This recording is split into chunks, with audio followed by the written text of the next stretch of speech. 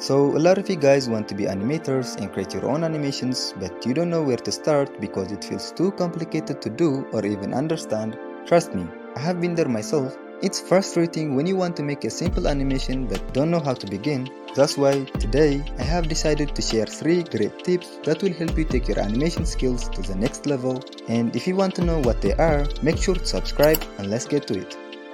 Number 1. FPS. This is one of the most common issues beginners face at the start, and I get it. There are so many FPS options to choose from.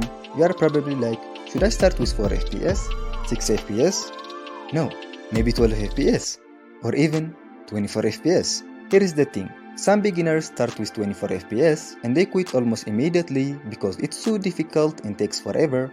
Others start with 4 FPS and get stuck there forever because fewer frames meant quicker videos, but less improvement. Here is my advice. If you are a beginner, start with 4 FPS or 6 FPS. Once you are comfortable, move up to 8 FPS or 12 FPS and then keep progressing.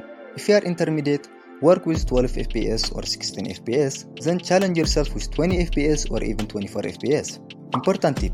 Don't use the same FPS for every animation. If you do, you will never push yourself to improve or experiment. Start small. For example, animate a simple bouncing ball at 4 FPS or 6 FPS, then gradually increase it to 8 FPS, 12 FPS, 16 FPS, and so on.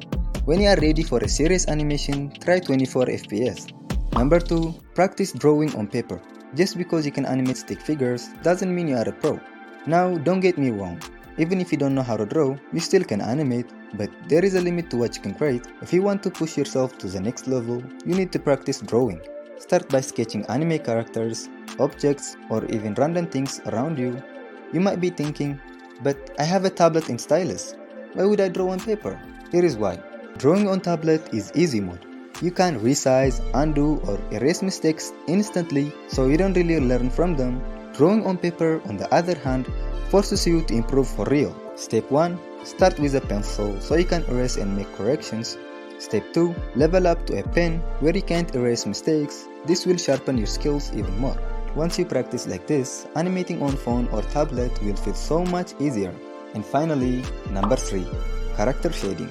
I see a lot of animators shading their character the wrong way, like they create a new layer, copy the color they want to shade with, make it dimmer, and start shading. Please don't do that. Here is why. If the shading turns out too dark or too light, you will have to redo everything and that's a massive waste of time.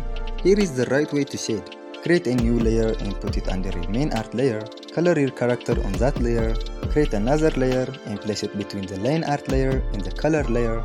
Select the brush, set the color to black and start shading. Finally, lower the opacity of the shading layer until it looks perfect. The best part, you will have full control over your shading without needing to redo everything every time. So those are my 3 tips. I hope you found this video helpful. Thanks again for 4,000 subscribers. You guys are amazing and sorry for taking so long to upload this video. Anyways, see you in the next video. Bye!